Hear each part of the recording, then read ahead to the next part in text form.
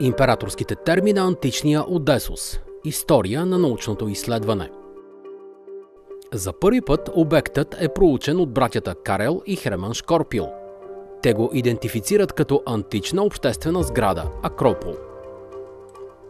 Освен че отчитат високата стойност на културната ценност, те поставят началото на опазването на обекта, като осигуряват със сериозна настойчивост нужната регулация за изграждането на площад и освобождаване на прилежащите площи за бъдещи археологически проучвания.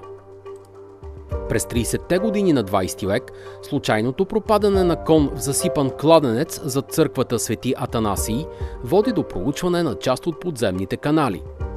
През 1940 година Сергей Покровски, тогава директор на Археологическия музей, извършва сондажи в района на храм Свети Атанасий. В периода 1945 до 1960 година следва разчистване на квартала от сгради и насипи.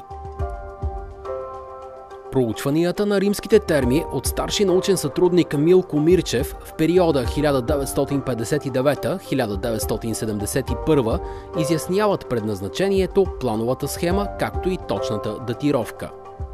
Той не успява да издаде замислената монография, която да представи дългогодишните му проучвания по обекта, но завещава огромно количество данни за научни изследвания.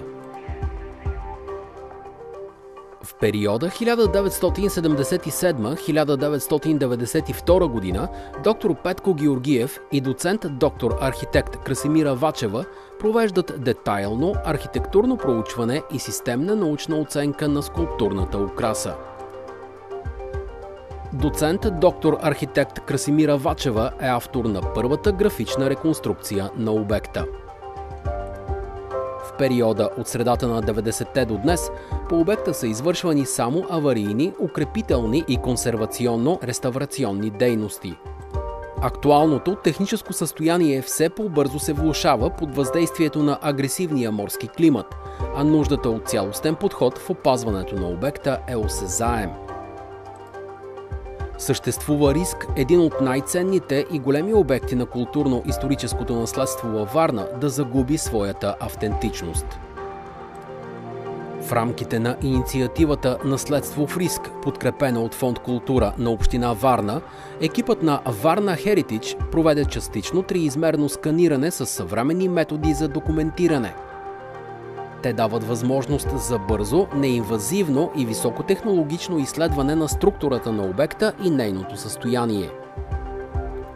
Графичната възстановка на Тепидария, помещение за къпане с топла вода, има за цел да събуди сетивата на посетителя за величието на местната антична архитектура. Инициативата на Варна Heritage за опазване и популяризиране на римските терми ще продължи до пълното заснемане на обекта, а резултатите от изследванията по проекта ще бъдат използвани при реалното физическо опазване на културната ценност. Императорските терми на античния Одесос. История на научното изследване. С подкрепата на Фонд Култура към община Варна.